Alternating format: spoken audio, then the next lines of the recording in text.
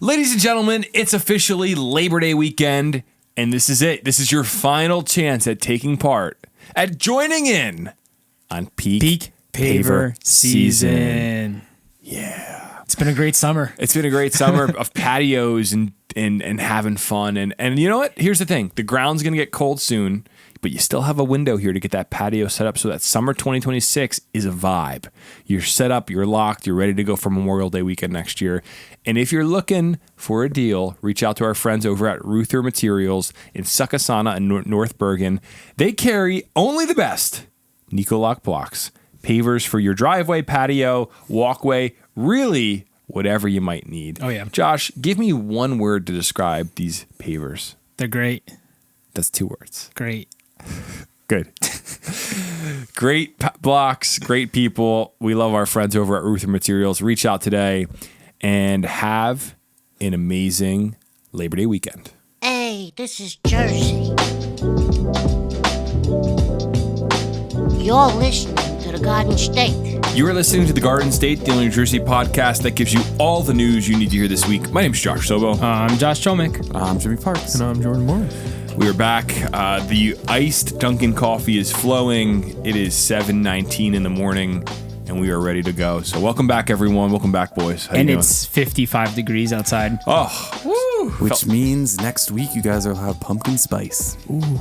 No, I heard that this is all happening because a cold burst from the North Arctic came down. An Arctic blast. Is that what it is? I have no idea. Is it a bombogenesis? Wait a second. How do I know this and you don't know this? I mean, I don't think it's an Arctic blast right now. I think it's just cold out. No. There was a blast. Something boomed. They said there was a boom. I'll find the video for you right now. To be honest, I haven't been looking at the weather all week since Hurricane Aaron because we were tracking that storm and then that thing left and the weather's been perfect, so I'm just chilling. I'm not stressing about anything. I think this is just a normal weather pattern. No, man, I'm telling you, I saw a guy on TikTok saying, "Are you wondering why August is so cold right now?" Well, there was a cold blast, some sort of cold blast up in... Oh, yeah. Right here, I'm seeing this. Map shows Arctic blasts to strike over a dozen states. See? Huh. Okay, cool. Wow. Look at that. Wow, weather boy. Great. Here, so what do you know? I'm going to text this article to you. See, here's the thing, Josh, is when you get into the big leagues with the real weather forecasts, you start to learn. I only track the severe storms that, bring some damage to the state. Yeah, but here's the thing, man. Everybody wants to track the big storms. I want chaos. It takes a hero to be in the nitty gritty, okay? And you want to wake up and know why it's 55 degrees out. You got to be really studying the patterns. And I've been doing that lately. So, so how long is this Arctic blast going to last for, Josh? It's saying it was issued on August 21st, so it's valid from the 27th to the 31st. So right now we're in the midst of the blast. Oh, nice. Yeah, we're in the 28th right now, so... It's going to be fall weather, and then September 1st, it's going to probably break up and get warm again. But I was thinking the other day, my family has done last week of August vacations down the shore before. Mm-hmm. It would stink to be on the shore right now. The people that are down there on vacation, so bad. The ocean's probably so Can't cold. do anything. So, yeah, we're living in it. So, welcome back, everyone. Josh, sorry to dunk on you with a weather forecast. It's fine. I love learning new things. Honestly, though, because the weather's been so perfect, I haven't been stressing about it. And today I thought about it. I looked at my 10-day forecast. There's like no rain. I feel like we haven't had like a rainy day in a long time. You know what that means? The fire risk is going up. And drought. Are we still in a drought? Northern New Jersey, I think they have a little bit of moderate. Oh. Let me look. But also yesterday I noticed leaves are slowly starting to change colors. I saw little yellow. I saw little yellow on some trees. That's exciting. Mm-hmm. Means fall is right around the corner, fellas. We're in a D1 in the northern part of the state. Moderate drought. When you say northern, like what counties are we talking about? We're looking at like Passaic and Bergen and a little bit of Sussex and a little bit of Morris. But D1 is like kind of the most basic one? No. That's a D0. That's abnormally dry, and that's more throughout the whole state. We got some in Camden and Gloucester and Burlington counties, and then I feel Mercer. Like and July, though, we got so much rain, didn't we? It was like every single day it was storming. Well, listen, this is what you guys don't understand. Tell us. Just because there's some rain out there doesn't mean that it's a soaking rain that's really going to make a difference. No, I understand that, but we had a soaking rain for like a month, and you said that it was helping out the state. Well, it did, but now it's been dry, and And what about that one big storm we had, Jim, where everything flooded? Like, where does that water go so quick? So That was because a couple there was inches. so much rain at once, it just all flows right off. It doesn't actually absorb. Also, the flash flooding was only in like one county. Where does it go? Like you're saying, the sewer drain? It goes out into the rivers and out into the ocean. It just flows off. See, we got to figure out like a reverse system. You there. need like a nice, steady, consistent rain over like a whole day. Are you few talking about days. maybe a tropical system that just comes up and washes us out, like a tropical storm or a hurricane, Jim? Not really. Well, we That's- are isn't September like the, right now we're in it's like like peak. peak hurricane season. So, and we haven't been hit with a hurricane in a very long time. So, I thought it was peak paver season. it still is peak favor season. That's for sure. Oh man, I love it. Gabagool. So we didn't record last week after coming back and saying, "Hey, we're back," and that was because, well, my whole family got extremely sick, and we ended up in the hospital with my 4-week-old, which was horrendous. Shout out to St. Barnabas Hospital, great people over there, great people in the ER for little kids. What's it called? It's just crazy how Pediatric ER. St. Barnabas didn't let you record the podcast from the ER. I was How trying to get in disrespectful. the ER with a mic. But no, that was probably the worst week of my life, but we're back. Everything's good now. I will say with hospitals, something a little rant I wanted to go on since I have a platform to rant on. What's the deal with hospitals making you validate parking, like paying for the parking before you leave while you're in the ER? Listen, I have spent a decent amount of time in hospitals over the last few months here. Yeah. And pisses me off more than anything in the world. Here, It's crazy. you have your loved one who they're getting who knows how much money from insurance, these hospitals. Exactly. And they're like, oh, by the way, you've got to validate your parking for $5. Is it, how much is it? $5? It was like $4 or $5. It's not about the. It's the. yeah, it's not about the principle, money. It's about the principle. My daughter, 4 weeks old, little tiny baby, is in the ER. All this craziness, and it was, thank God, everything's fine. But it was a little dramatic for about 24 hours. I'm trying to leave the first night at like 11 o'clock. I'm delirious, and the security guy's like, "You got to validate your ticket. You can't leave." And I said, I don't have my wallet. In the rush to the ER, I didn't bring my wallet. Yeah, you're not thinking about that. Yeah. I had to go back to the room that my wife was in with the baby, get her debit card, come back. I'm like, this is insane. You guys are going to make like 50 grand on So me off my insurance. this kid working the booth, It wasn't a kid. Oh, It was like a 55-year-old man. he took his job seriously. Yeah, he was like, we can't do that for you. Oh my gosh. And then it turns out the next day they can do that for you, but you just have to like push them on it. Yeah, The nurse was like, say you're in the ER, tell them you parked in the ER a lot. They're going to validate it. I was like, well, I shouldn't have to like work through a system here. You should just, we're paying you so much money. What's the concern? Is it the concern that people are going to utilize the parking lot for commuting? I guess. Like I they're don't going to take know. the bus to New York? I mean, the hospital I've been going to a lot recently, like there's nothing around there. Like there's no other reason you would park in this parking lot other than to be at the Yeah. hospital. And are right? the parking lots packed? Most of the time they're not, but there was one day that I couldn't get a spot. Well, it should just be a matter of you don't have to pay, but when you you give them your room number and they're like, all right, cool. Or whoever you visited, there should just be some little check, like if they want to make sure that it's not being abused. But to me, that was, it just shows I'm becoming a dad. My kid went to the hospital. I'm complaining about the parking. Like, could have got a better spot, a little closer to the front. Like, Come on, man. But The no. hospital that I've been They should've going hooked to it up. recently, it's like you're going into the White House or something with the security. They Yeah. scan your ID. They have to print out like a whole badge for you. It's like they go through a whole background check every time you go into this Was place. it like that before COVID, or did they get crazy after COVID? I mean, I've been to a few hospitals recently, and like this is the most strict one. Really? Like super. I'm strict. scared of going into hospitals, like just for that purpose. I feel like everyone's like judging me, and like I'm not going to be able to get in. Yeah. I feel like hospitals is like Do the you one have- place that you're not judged. Do you have like an underlying feeling of like you've committed a crime? Yeah, it's just I feel like every step I take, it's just like I'm going the wrong way. I'm going to get arrested or something. Like it's a scary place when it should be a peaceful place. Now, I will say, I God bless people that work in hospitals. I have no interest. When I was in the pediatric ER, I was thinking, I said to the person working there, I was like, I don't know how you guys do this. It's horrible. And, you must just become like a sociopath. No offense to the nurses listening to this, because you have to see horrible things all day long. Yeah. God bless them, dude. That's crazy. They have to like. You have to just be Someone's got to numb do to it. it. Someone's got to do it. Yeah, and it's not gonna be Jordan. I'll tell you that much. Yeah. I was. I would trust Jordan. I'll do it. I saw my I'm friend. going to Jordan's house before the ER if I have an emergency.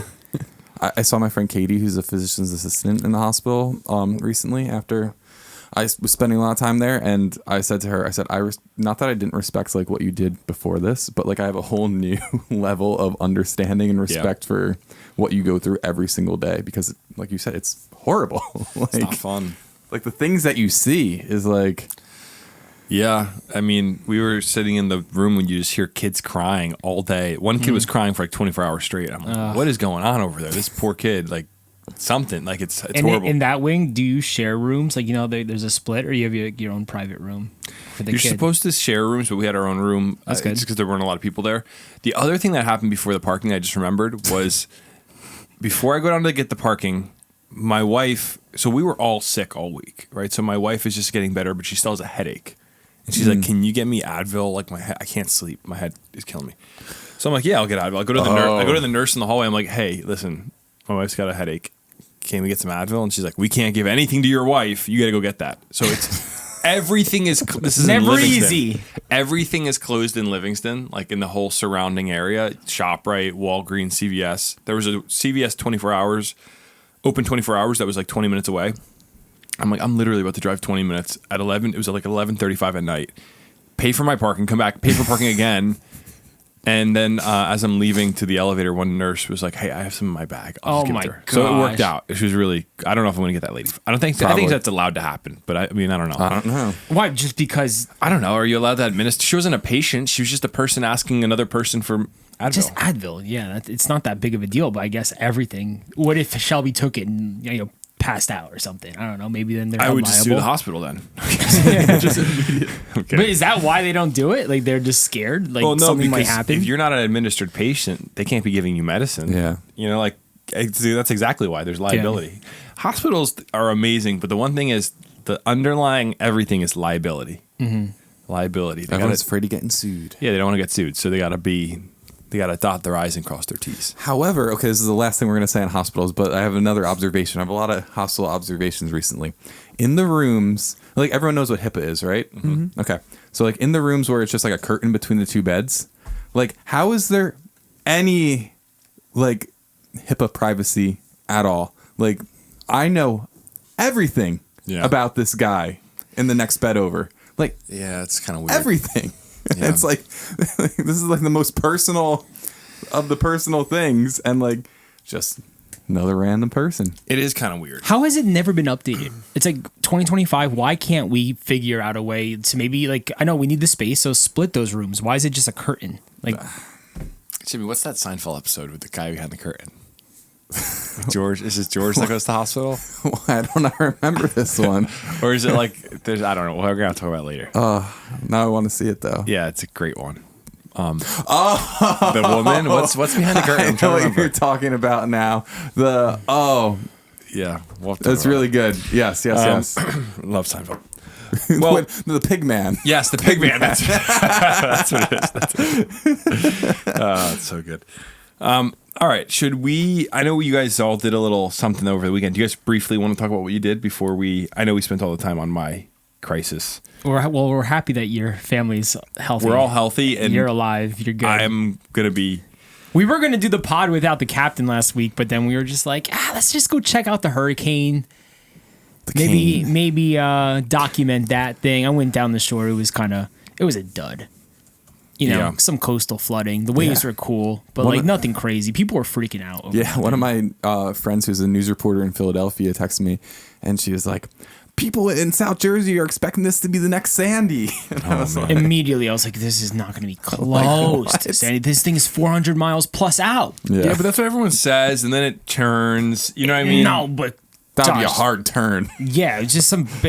Couple hundred miles. All these newscasters are like, "Oh, it's almost high tide. We're gonna get some crazy flooding," and it's just like, dude, it's just like a normal storm. Maybe some coastal flooding down south. That was it. Like, we always talk about it. Weather people like to dreamcast. They Of want course, a big their storm. job is to get views. Yeah, they their want a big job is storm. to cause panic and fear. That's our job too. And guess what? But we're honest about it. Like I wasn't going to post a phony little video scaring everyone about this hurricane that's 500 miles away. I went down the shore.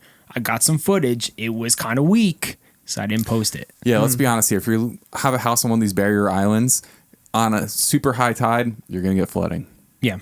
Like, that's expected. On the topic of storms, I want to check Josh Chumwick's weather knowledge. Today's the 20th anniversary You guys of like what? expect me to know everything. Today's the 20th, I'm not a meteorologist. The 20th anniversary of what major weather system? Which anniversary?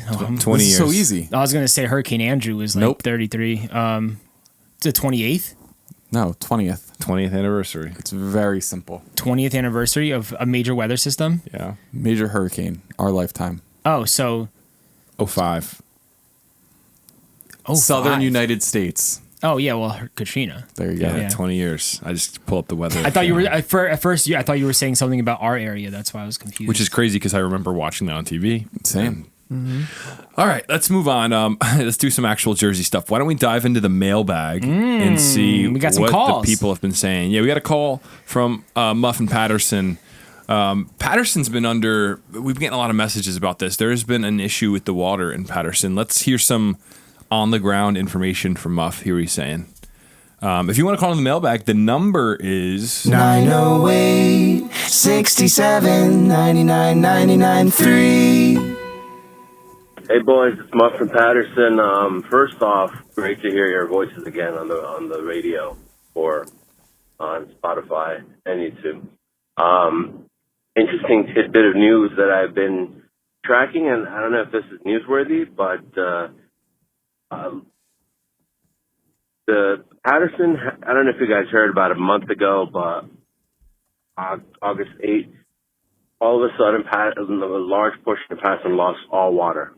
And there was a major leak behind, it's like a 30-inch main valve that broke behind the newly renovated Hinscliffe Stadium, which is also behind the Great Falls.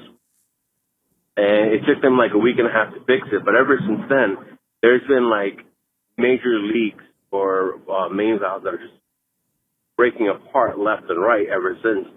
State Valley Water Commissions, they're fixing stuff, but they're also breaking stuff. I don't know. The mayor of Patterson needs to get his stuff together because it's also impacting neighboring towns like Prospect Park, Heldon, Hawthorne. They're losing water. They're having issues with their valves ever since this big one broke. And if you compare the before and after of the valves of the water pipes, it's disgusting. It's absolutely horrendous that's what our water is going through. So, majority of Patterson still does not have access to clean water. It's under boil water advisory. So, I don't know what's going on, but it seems like all of a sudden the talk of it went quiet, and it's not getting enough focus on it to get things fixed. But good to have you guys back. Hope I hear you guys this Friday. Thanks. Yeah, so we've been hearing about this. A few things there. First off, a lot of people without water in Patterson, and then the boil water advisory because the water's coming out of the pipes looking disgusting. Yeah. It's kind of interesting. I think about this a lot. You're drinking water. You get water out of the tap. I use like a Brita filter, and we don't see any of these pipes that this water's running through. Right, and you have towns that are 100 years old, 150 years old, or older, and now Patterson's running into this kind of infrastructure issue where all these pipes are just breaking, and it makes you wonder. Yeah, like while they're trying to fix this issue, they just keep breaking older pipes. Yes, What a mess. it's like a whack-a-mole for Patterson right now, which is pretty devastating. If you're a resident of the area, I'm sure it's been a nightmare. They're under a boil water advisory, so they have to. Is that at the moment they're under the boil water? I believe or it's is that still in the past. I believe it's still. So I saw 2 days ago another water main breaks in Patterson as work continues. So let me see it back. There was. So this is 2 days ago. The Bergen Record said water restored to Patterson after break. Boil water advisory continues. Got so it sounds like there hasn't been an update since, from what I'm reading here, but it sounds like it's still going on, which is a nightmare to have to boil all your water. So that's crazy. I mean, it makes you wonder about infrastructure. See, when we talk infrastructure, we talk about, oh, we have high taxes in New Jersey. Everything's expensive. You think about roads. You think about bridges. I don't often think about the pipes running under your town, like your community. And it's almost better not to think about it, because how do we fix that? Like, Think about how many there are. It's like a spaghetti map of just hundreds, thousands of pipes. Yeah, and the amount of work that would be involved. Also, it's all intertwined. You got water, gas, electric, like so much running underneath you that you have no idea about. And the crazy thing is, when a pipe bursts, you could see American Water at a single spot for a week straight on one street. Yeah. Like, you know what I mean? Like, you see these crews of guys working 24/7, right? They have the graveyard shift, and throughout the day, people working. And it takes forever. Yeah, depending on the size. Which is kind of crazy to think about. Water main breaks always confused me. Like, I was Why always... is that? Just when they're fixing it, sometimes takes like days. It takes weeks sometimes. I'm like... I just don't know the mapping of everything and like where the water is coming from and like how it affects us. And you see the water main breaks, all this water is being like just thrown out into the streets. It's like that's one area I just don't know anything about. You would think it's pretty cool, but I mean, you would think weeks is dramatic. But I mean, I don't work for a water company, but you would think you got a big long pipe, 200-foot long pipe, dig it up, cut it out, put the new one in. I am saying 4 days, maybe like 3 days. Like, that's a lot of work. Because but like, depending on the pipe, they have to weeks. shut off that one. That's what I they always have to wonder, shut too. that valve, right? Yeah. Replace it and turn it back on. So that's when people have to, like, I guess, lose water for a little bit. We had a big water main break a few weeks ago in Cranford, but it was like 24 hours. The guys were out there working while the water was just spewing out into the streets. It's so interesting, though. Man, we take so much for granted. People do not even consider the fact that we have these like surgeons of plumbing. These guys that they're plumbers, I guess. Like, No, they are surgeons. They're like cutting your neighborhood apart to try to put the puzzle together and weld in new pipes, or however they get. I don't even know how they get them in these massive. What is it like? They're like 12-inch or 36-inch pipes. 36-inch mains. Which is the one in Patterson was a 36-inch main that broke. Can you imagine the water pressure through a 36? That's a 3-foot wide pipe. It's a lot of carrying pressure. water. The pressure, which is how these things break. I think they're also typically cast iron. The really old pipes. I could be wrong. I think they're iron, but imagine the pressure to break iron. It's just all ridiculous. It's all absurd if you think about it. Like, it's all a miracle that any of it works. So yeah, we'll keep track of what's going on in Patterson with the last few weeks with us being out, and Seems like it's been one of Muffy's those not happy stories with the Patterson mayor. Yeah, and I mean, like, I've heard a lot of that. There's a lot going on in Patterson. People are not extremely pleased with, but water main breaks are one of those things that they're a moment of crisis where you want to look for anybody you could blame. You're like, who can I blame? And I guess the mayor is the person you look to. Yeah. But if a pipe's 100 years old, it's like, Yeah, what are you gonna do? Like, as a mayor, you can't control that. yeah, it's just like, it's like playing hot potato over the course of 100 years. You're the guy that gets stuck with it, and it falls on your watch. Isn't that crazy to think about, though? Like, at some point, like, all of the pipes are going to have to be replaced. Slowly over time. Yeah. That's why Like, we're it's just slowly like- replacing everything because there's too the many. amount of work that is just insane. Well, that's it makes you wonder, like, will we? Because I know I've seen this thing they can do now with pipes when they rot. They put this, basically, it looks like almost like gum or Play-Doh. This blue stuff. Have you seen this, guys? Yeah. They blow it into a pipe, and basically it's like when it's hot, it gets moldable. It's almost like a fiberglass, and then it rolls all the way through a pipe, and then it hardens. So you can basically line the inside of one of these pipes with like a fiberglass blue shield, and then it's a new cool. pipe on the inside. And the thing I was wondering is, like, how long until we have 1,000-year pipes? Like, I know that iron or whatever these metals are probably the best option, but we can't make. And here's the issue: is you make something synthetic that lasts forever, we're all getting poisoned by whatever is in that to make it last forever. But I don't know. I think it's interesting to think about. But you're right, Jordan. At some point, these got to be replaced. That's how I think about with, like, all the infrastructure we have, the bridges, all this. I'm like, eventually this has to be replaced. Also, you know what I think about constantly? Just drive on any New Jersey road. Look how many power cables, the power lines on every street. how many there are. That And you gotta stresses me out to think like, about like new developments. All the power is underground. Like if you go into a new development, you don't see anything. Well, it depends on where it is. Like here, they're all still above. They're still ground. above. Yeah, I guess like some new developments they have it underground, but like imagine that, like that project, they're trying to put everything underground. Like that's like burying all the lines. while there's like all these other types of pipes and stuff underground. And It's they're just too much. installing all those taller poles, just like all over. Which I don't like, by the way. It looks terrible. To me, they feel like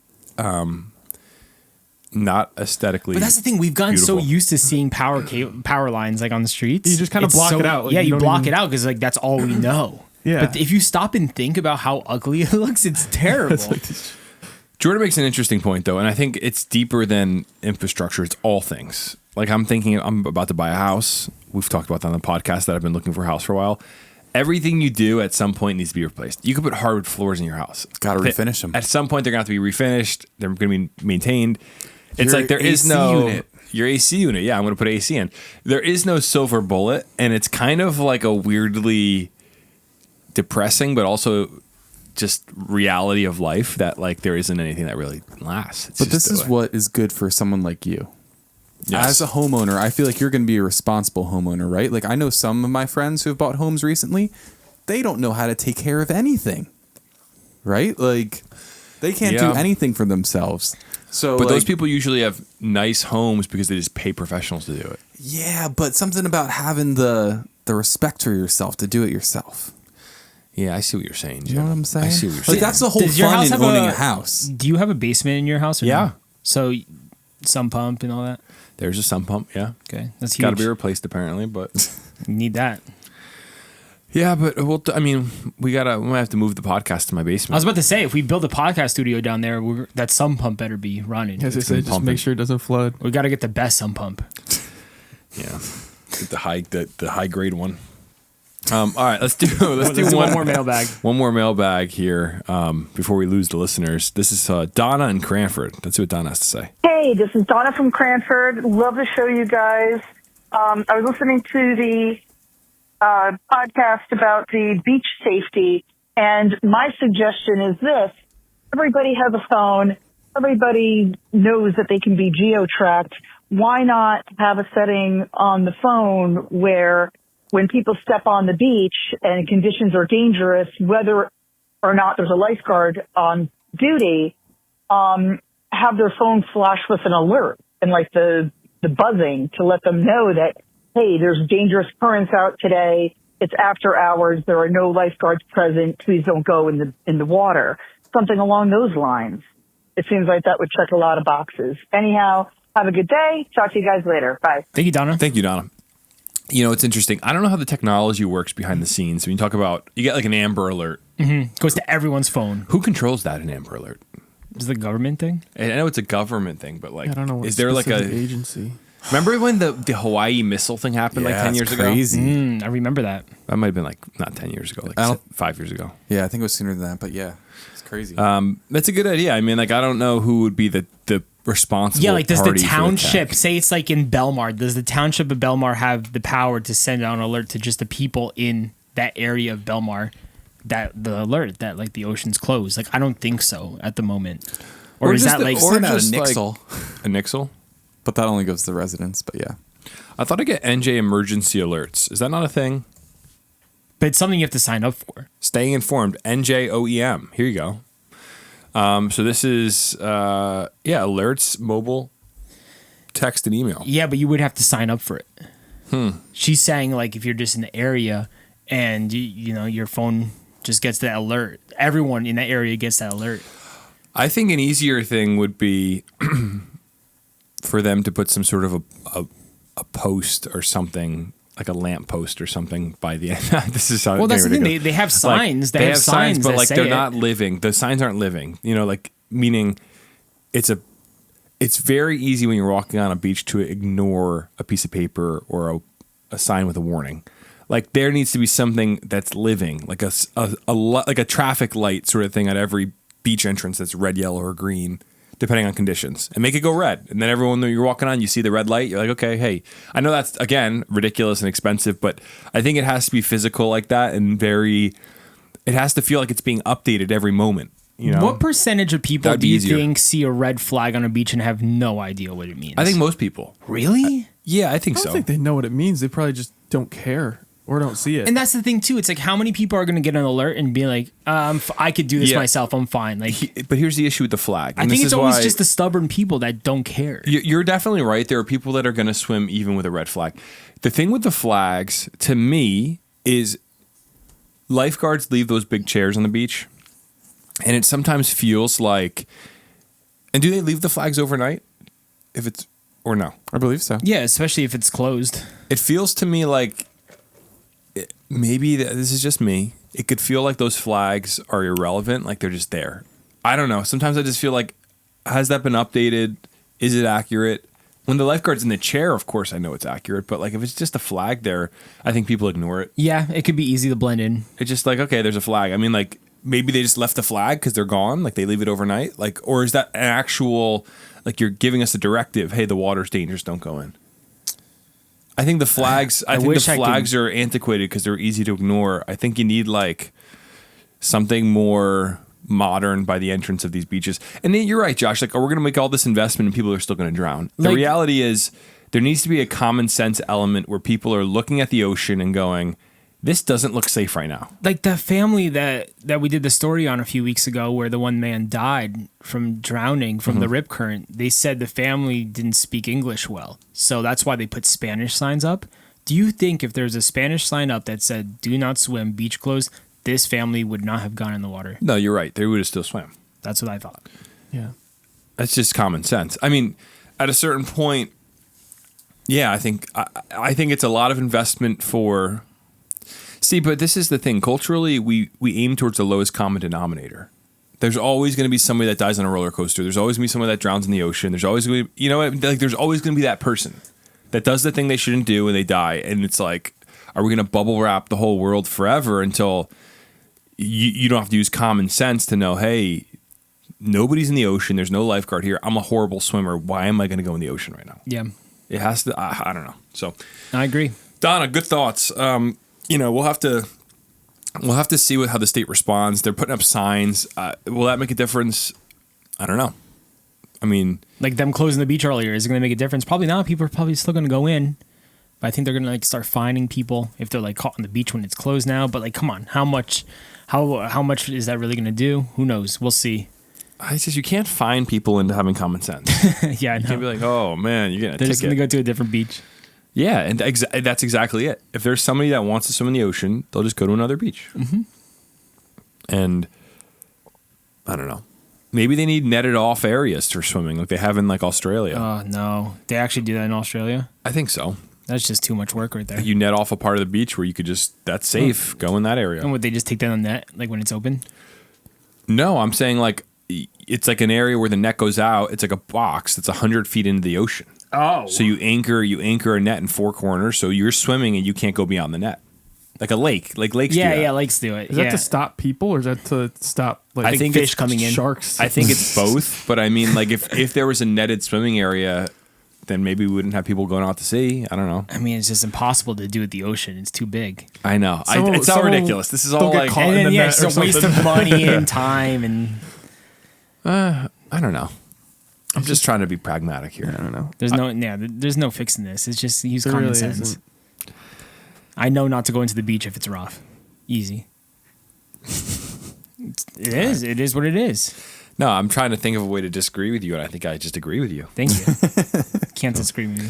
Speaking of beaches, let's get into the news. This first story out of Atlantic City is prime. This is peak Garden State. This is peak paver season. Peak paver season. This is what it's all about right here. Atlantic City, New Jersey's Batman has been arrested after pepper spraying someone. So Atlantic City has a Batman. Yes, they have a man who dresses as Batman. No, he dresses as Batman. He It is is Batman. Batman. Maybe and, he is. And he's a vigilante. He goes around fighting crime. That is awesome. And this is what we need more of in this state. This is what I've been waiting for. We need vigilante Okay. justice. Wait, but why did he get arrested? Yeah, why is he If arrested? he's Well- fighting crime. Well, sometimes It's never easy. you've seen Batman. Sometimes you got to rough up some guys, and the law wouldn't allow for roughing up. But because you're not the law, you can get away with it. You got to shake some criminals down a little bit. But this one's a little different. he pepper sprayed a homeless guy. So the man known as AC Batman found himself on the wrong side of the law this weekend. Curtis Boardley, better known to visitors and residents as the city's own Caped Crusader, was charged with aggravated assault after he allegedly pepper sprayed a man on the boardwalk. The victim temporarily lost his vision, according to the charges. Boardley said in a Facebook post that he fell off his bike near the alleged victim, who then spit in my mouth. So Boardley snapped and pepper sprayed him. They got locked up. He then wrote, "Can't win in the city." Listen, bro, this guy spit in his mouth. Of course you're going to pepper spray the guy. You're going to use self-defense. Well, I don't know what's the crime there, because if you spit on a cop, that's an act of aggression. So if someone spits on me, there's no difference than punching me in the face. Mm-hmm. It's disgusting. You don't spit. It's an act of aggression. Yeah. And I think a little pepper spray is a fair response. How do you do that? Oh, nice. Also, don't be spitting on Batman. Okay. Also, the guy's here to save the city. I want to know, was he dressed up as Batman? He probably was. So in the photos on the article, you can see. Yeah, you can see he's getting arrested and he's in. Let me find the photo for you, because that's iconic. He is Batman. Yeah. Why would true. he not be dressed as Batman? Here he is. That's awesome. That's him. Dude, so legit. So tough. And I think, it's amazing that Atlantic City is becoming kind of like Gotham City, that there are people dressing like Batman to fight crime. This seems like a general misunderstanding. But Boardley, so he's 34 years old. He's facing 3 charges, including third-degree assault, along with weapons offenses related to the possession and use of pepper spray, according to documents obtained by Breaking AC. See, that's ridiculous. This is what has happened to our society. Someone spits in your mouth, you pepper spray them, you're getting charged with a crime. Why are we like this? Why is it always, the focus is always on Batman? We're literally putting Batman in prison. Also, he fell off his bike and then gets spit on. That's just this like guy is hurting. Double whammy right there. Yeah. Yeah. I mean, Boardley's following in the city was evident, as many commented on positive interactions with the man, who they say is just trying to brighten people's day. Someone said, "He saved my grandson and nephew from trying to outrun me." I don't know what that means. Maybe a little kid. It could have been a little kid like running away from their parents. He's our superhero. Yeah, maybe that's what it is. The AC Batman does have an origin story that's similar to the real Batman, believe it or not. That's why he's Batman. Someone said the costume was at first a front for a young man who was terribly bullied to the point where he didn't want to show his face anymore. This one, Beverly Zimnicki, said he wanted to hide and stop the pain, and when that wasn't bad enough, after being in foster care most of his childhood, his only cousin was senselessly murdered. He just had enough, and he didn't retaliate. He didn't start doing drugs. He didn't become an angry piece of garbage. Instead, he channeled his anger and hurt and turned his life experience into something positive. Incredible.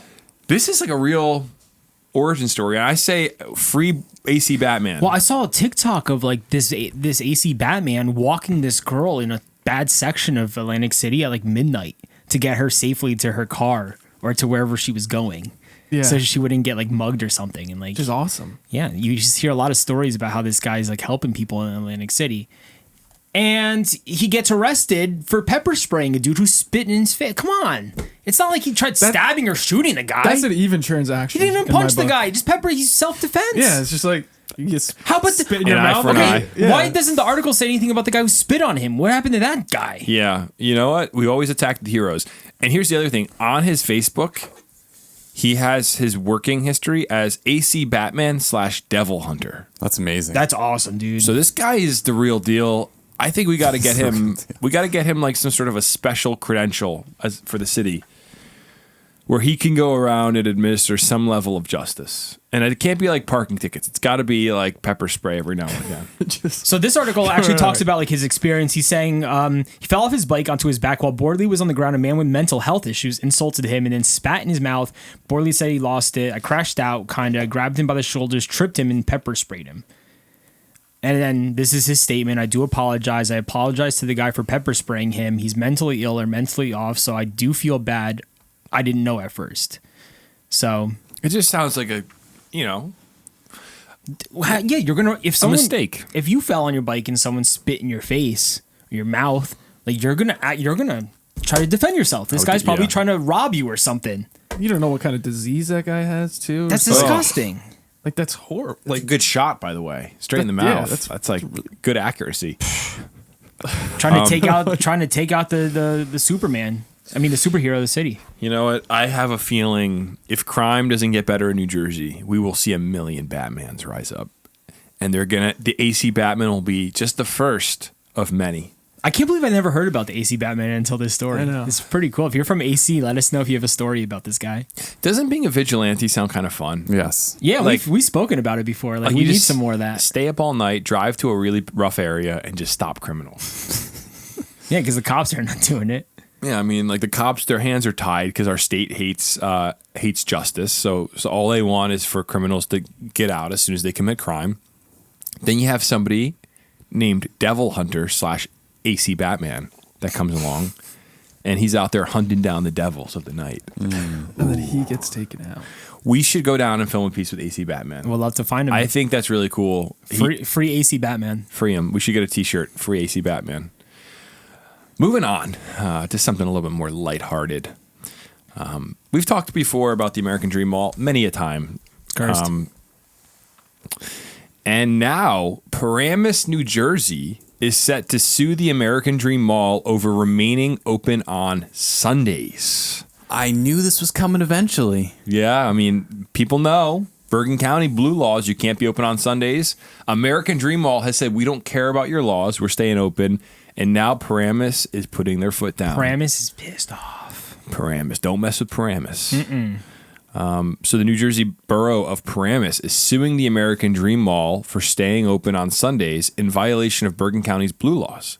The lawsuit claims the mall has 120 stores that stay open, and it publicly advertises these hours. Paramus Mayor Christopher DiPiazza said the American Dream is operating unfairly and added, "This puts our shopping centers, our malls, our retailers at a disadvantage, an unfair disadvantage, and with that can hurt the taxpayers and residents that I serve."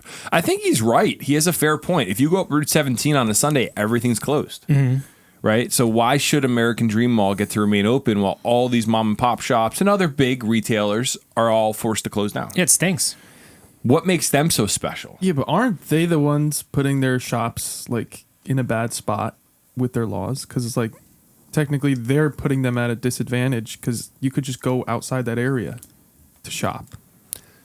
So it's like, what's the difference between you going outside that area to shop and you going to the American Dream Mall to shop?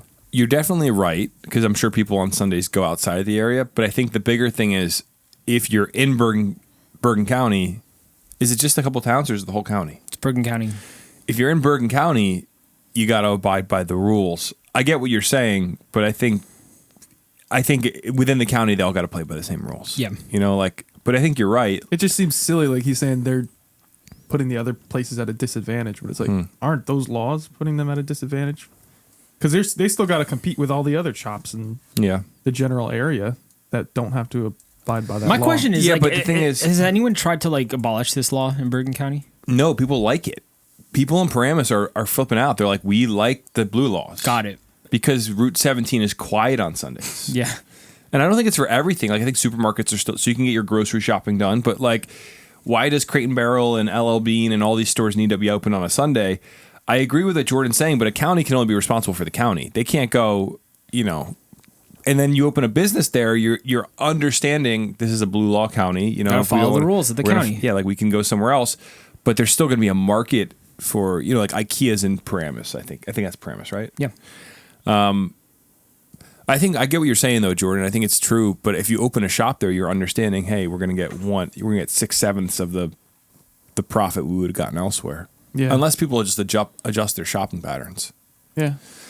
But I think the bigger happen. thing here is if you're in the county, you're understanding, hey, whether it's a good rule or not, it's a rule and we have to abide by it. But American Dream seems to think they could just do whatever they want. Yeah, they don't care. American Dream says it's located on state land, so it's not bound by blue laws, which prohibit the sale of non-essential items like clothing and furniture. So that's an interesting angle to come at it from. Like, we're on state land, we're not in your county. But they are in the county. You're in the county.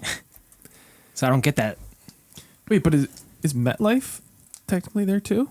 Yeah. Yeah. So how do they sell like merch on a no Sunday? idea. That's an during excellent NFL point. game? Because they have all question. those That jerseys that they sell. That is an excellent point.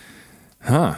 Let's try to do some. I mean, because it's not your traditional store. It's like but they're still technically stores. Like they have like the Fanatic stores or whatever. No, I get think they that, are. but it's not like a traditional store that's open Monday through Friday. It's only open on Sunday because there's a but game. did they make an exception for them or something? Because if they made an exception for them, then that's not fair. I don't know. I think maybe because it's a sporting event. Yeah, there's like some- I just think it's not a traditional store. It's a sporting event, and I don't I know. don't know. It's just that to me that doesn't seem fair. Where it's like, hey, they could be open. They could be selling all their merch Yeah. on a Sunday, but you can't. It's a really good point. Maybe it's just because it's classified differently, being that you're going to a live event, like in the same way if you went to a Broadway play or I don't know. That's why. It's a good That's point. what I think. I think these laws are it's all kind of crazy because you get into local politics and like we learned with the our friend who's looking for busing to school, you can't really make exceptions in local politics because then everybody puts their hands up. But nonetheless, so there's this restriction that's clearly been around for a while. American Dream is violating it. The restriction has been in place since the 17th century, but they do make exceptions for things like grocery and drug stores. I've always been a steadfast defender of Bergen County's blue laws because they protect our quality of life and guarantee retail employees one day of rest, Bergen County Executive Jim Tedesco said in a statement, adding, their decision to operate retail on Sundays not only violates state statute, it gives them an unfair advantage over every other business in Bergen County that is following the law. You know what? I'm a defender of the blue laws. I don't care if I sound old school. I think our whole state should have Sunday blue laws for non-essential shopping items. And that's the least, I don't know. I just think our state's so crazy, so overpopulated. Can you imagine how quiet Sundays would feel if Target and everything else was maybe Target's open in Bergen County, but It's not. Target's not? No. Well, I guess like ShopRite. I was there a couple months ago. And I was we tried to go to Target. And I was like, what the heck? I'm like, it's kind of Target's weird when you're not closed? used to it. Like Yeah. if you don't live in that county, you're like, why is Target closed? Yeah. Yeah, so American Dream Mall responded, calling the lawsuit a meritless political stunt driven by private competitors' interests. The mall sits on land owned by the New Jersey Sports and Exposition Authority at the Meadowlands in East Rutherford. One other person commented saying, I don't think it's necessarily a bad thing. I don't have a problem with it. People are going to go shopping on a Sunday. Everybody should have a choice where they go shopping. And if the mall is open, and if it's closer to where I live, that's where I'm going, Mark Levy added. So you hear there's mixed opinions on this. And it just really comes down to, I guess, where you live. People that live near Route 17 seem to hate this American Dream situation. Then you have people that seem to be like, hey, open all the stores on Sunday. I, for one, think everything should be closed. Yeah. Well, I mean, if everything's closed, then Everything it's should fair. be closed. But I in think it this should case, just it's be a like, well, cultural- if they close, you're just going to go to another mall. Drive business Yeah. elsewhere. We used to have morals. Not anymore. So we'll have to see. I wonder how long this lawsuit's gonna take place. Probably a long time. I think in 2027 See we're going to who be hearing wins. about it. Going, oh, remember that? That's why American Dream is like, oh, it's gonna take so long. Like whatever, we'll be Yeah. fine. They may have to pay back. Imagine if they find out the back last taxes. 3 years you weren't supposed to be open on Sundays. What do they fine them? Like, Maybe. It's possible. I don't know. Okay. A man was arrested at Villanova University after allegedly killing his grandfather in his New Jersey home. What? Yeah, so a man wanted for murdering his grandfather inside his New Jersey home was found and arrested while hiding in a stolen car inside Villanova University's parking garage, according to the U.S. Marshal Service. Sean Moore, 26, was wanted by the Vineland Police Department in New Jersey after officers were called to a home on the 3000 block of Diamond Drive around 11 p.m. on Tuesday, August 26, officials said. When the officers got to the house, they found 59-year-old Albert Moore, Sean Moore's grandfather, stabbed with a kitchen knife, police said. Mr. Moore later died from his injuries. Sean was accused of stealing his grandfather's 2009 black-colored Chevy Tahoe and fleeing the area. It wouldn't be until the next day, on Wednesday, August 26th, around 1 p.m., that the Tahoe would be found by investigators with the Marshals Fugitive Task Force inside the parking garage on the Villanova University campus, officials reported. So Moore was seen inside the Tahoe, and officials were able to arrest him without causing a scene or disrupting the campus, officials said. Sean Moore is charged with murder and unlawful possession of a weapon, among other charges. And that's the story. This is just a terrible story. Yeah, it's crazy. I mean, all around ridiculous. And we always get flack from our South Jersey people. Why don't you talk about South Jersey enough? Well, here's a Vineland story, and this is what it's about. Also, he's 26. His grandfather's 59. I was literally just thinking that. I'm like, So oh, wow. his father I'm like, is did they both- 26, 36, 40, maybe Someone at a had to be a minimum like teenager. 40. Yeah.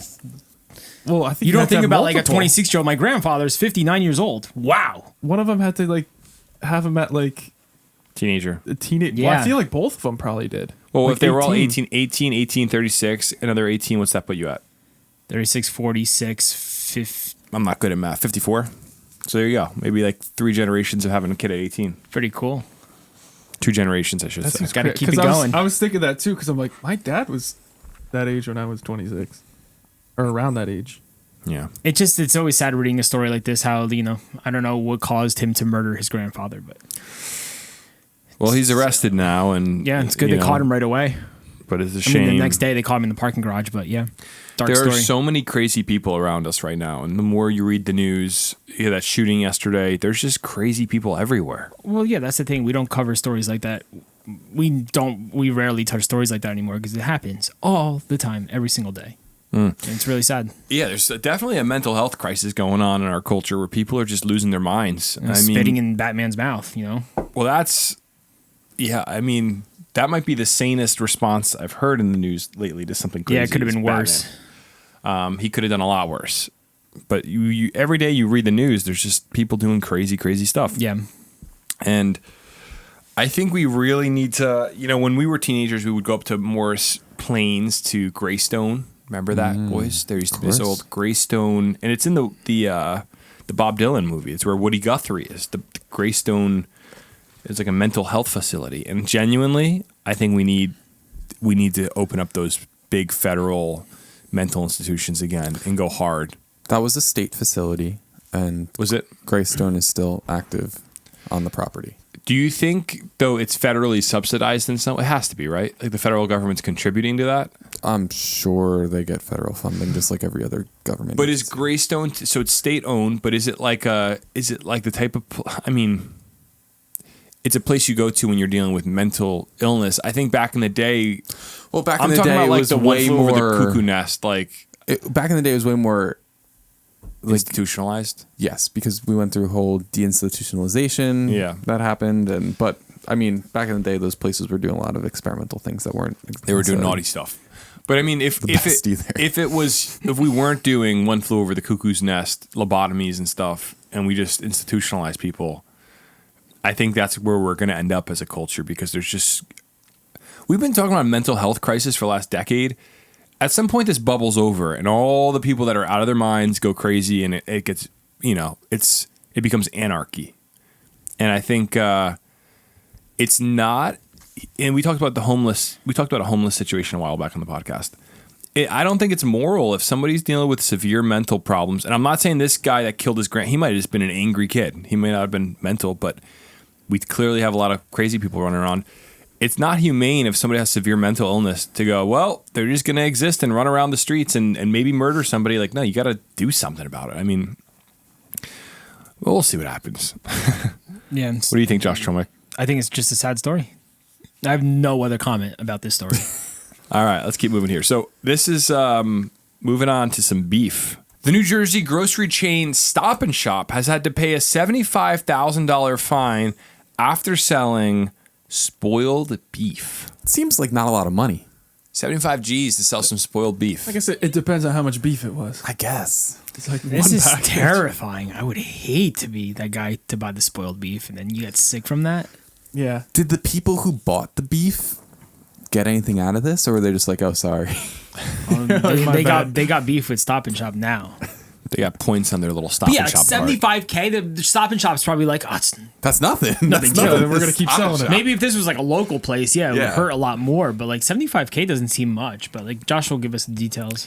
A grocery store chain has agreed to pay $75,000 and immediately change its procedures after investigators found that the company was mislabeling freshness dates on beef and poultry and selling spoiled products, officials said Monday.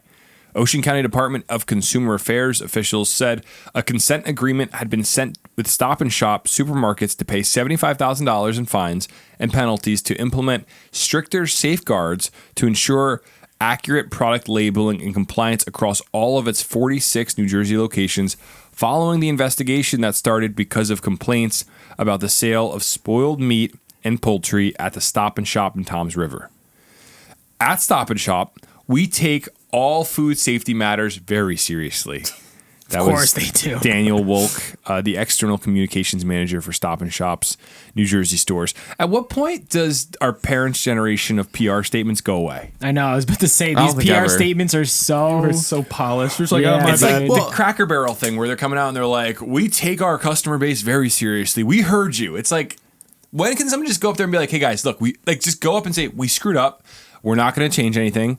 We're going to listen to you guys. Yeah, no one buys these professional statements anymore. If a CEO came out and said, listen, guys, we heard you. We want to make sure our customers are happy. We're going to go back. It's fine. If you said it just like that, people would go, I love Cracker Barrel. I love Stop and Shop. Instead, we get these manufactured nanny state PR Chat statements. GPT At Stop looking. and Shop, we take your safety very seriously. Well, clearly you didn't until you got caught.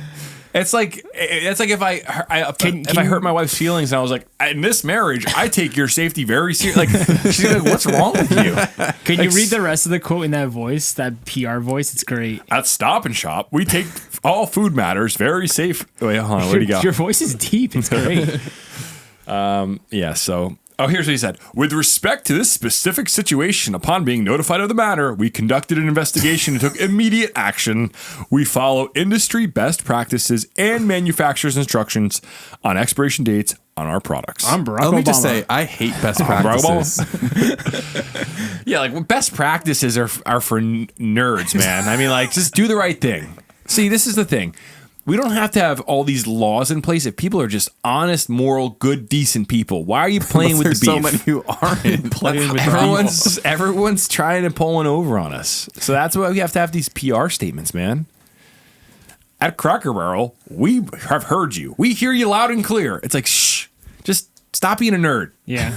Shut up. No one cares.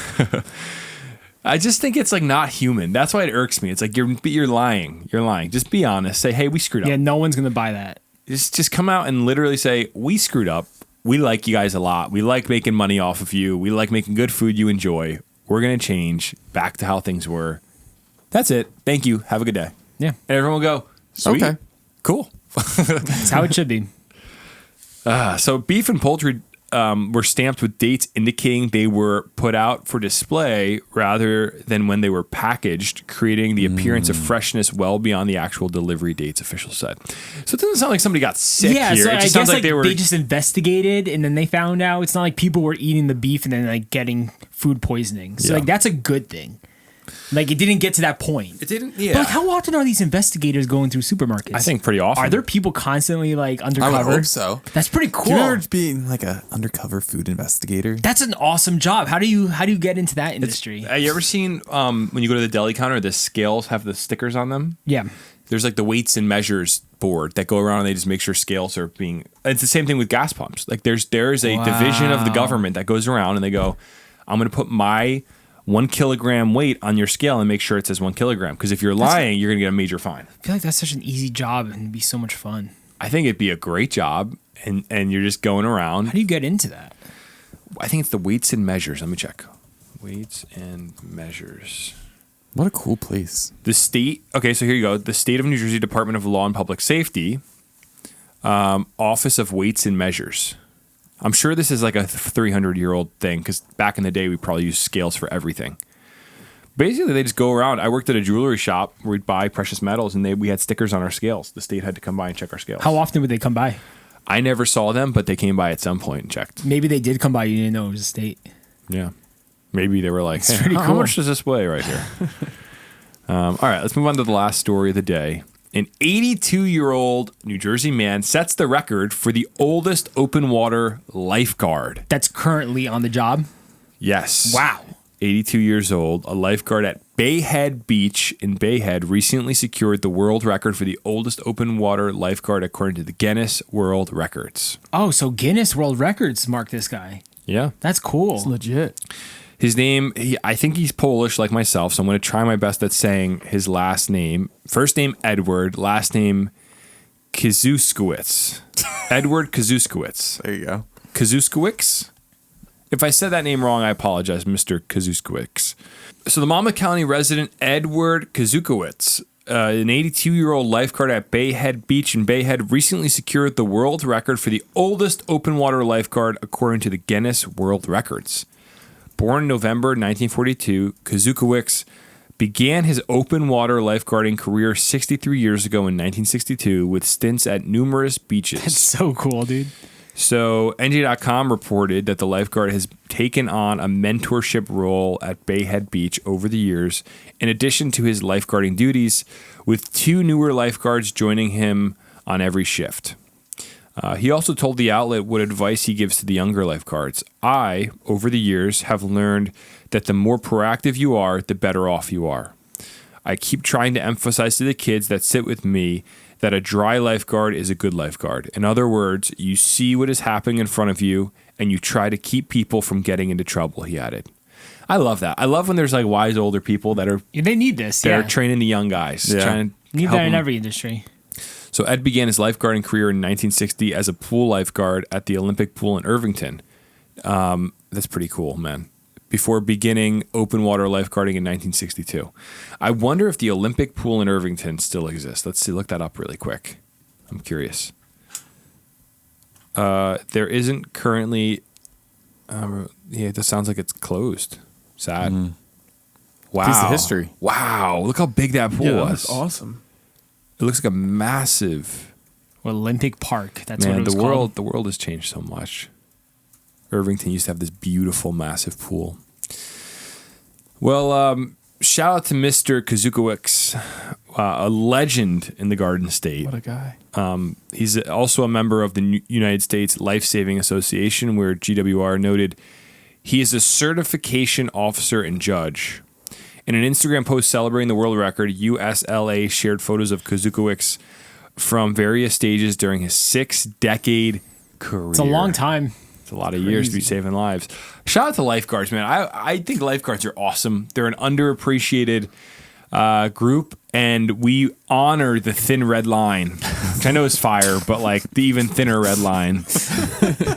And then we also honor the thin neon line because we love garbage men. Garbage men. Oh, the garbage Utility men. workers. Without them, it'd be a mess. At my Memorial Day parade this year, the garbage truck drove past, the DPW guys. Love that. And I said, salute the thin green line. They were all cracking up. You got to love the neon You line. need them. But no, I think lifeguards are so cool because it's usually young guys that are athletic. They want to help people. They want to hang out. They want to talk to girls on the beach. You know, it's like a classic sort of thing that doesn't really exist anymore. And I love it. I love that still happens. Lifeguards are cool. They jog up and down the beach, and then they're like 16, and then they go on to cool like military or like they do the next step. And this guy, Well, yeah, he just stuck a with it. beacon of lifeguarding for the next generation. Amazing. Well, I think it's funny is they had to specify he's the oldest open water lifeguard, which means there's someone even older. and a pool. As a closed. At a pool. open- Yeah. You've got like some 95-year-old working at a pool. Well, the ocean's just way more dangerous. Yeah. Yeah. More respect for this guy. Absolutely. Shout out to Mr. Kazukiewicz. I'd love to meet him, shake his hand, and Get saved by him. get saved by him. Yeah. But he looks like a stud. Look at this guy. Oh, he's ripped. Tan. Of course, he's got that tan. Yeah, as you say, he's sitting out in the sun for 60 plus years. Yeah, that skin has seen some sun. He doesn't look. He looks very healthy. What a Yeah, he doesn't look stud. that This old. guy's a stud. Man, I want to hang out with him. All right. Well, that's our last story of the day. Thank you, everybody, for tuning into the Garden State. Any closing thoughts, gentlemen? I am away next week. So are you guys going to do the podcast without me? Or are we going to take another week No, off? we're doing it. You guys are gonna full send. Till the wheels fall off, baby. Guess so. You guys should do it next Thursday morning. Why? So then you have time to upload the clips and I can edit it Thursday night while I'm in Boston. Boston. All right, we'll figure it out. But hey, I think we should do it. I think we should make it happen. I think you guys should. I think Jordan's going to take, he's in the batter's box right now. He's going to hop up. You got this, Oh, Jordan? yeah, I'm very excited. Yes. I've been practicing. Sorry. I just said I've been practicing. You're doing a great job. I appreciate that. I interrupt you a lot, but I think I like your takes more than my takes. Really? Yeah, I want you to speak more. Huge. I don't care what It's Jimmy's huge been for saying me. about you in a private group chat, Jordan. I think you're great. You have a private group chat? Without you. Jimmy and Kazukowicz. I don't know. I just want to say Kazukowicz again. Kazukowicz. All right, everybody. Have a wonderful weekend. Enjoy the last weekend of summer. It's Labor Day weekend. Not officially the summer season, but of the calendar summer Shoot, it's season. Labor Day weekend. Holy cow. Kids are going back to school. Summer's Totally about forgot. To start. My niece and nephew went back to school yesterday, so summer's over, baby. The kids are back in school. Who goes back into school in August in New Jersey? That's crazy. There's a lot That's now. sacrilegious. That's It's crazy. common now. Who knows? All right. Hey, everybody. Have a wonderful weekend. We'll catch you next week. Later. Bye. Later. See ya. You're listening to the Garden State.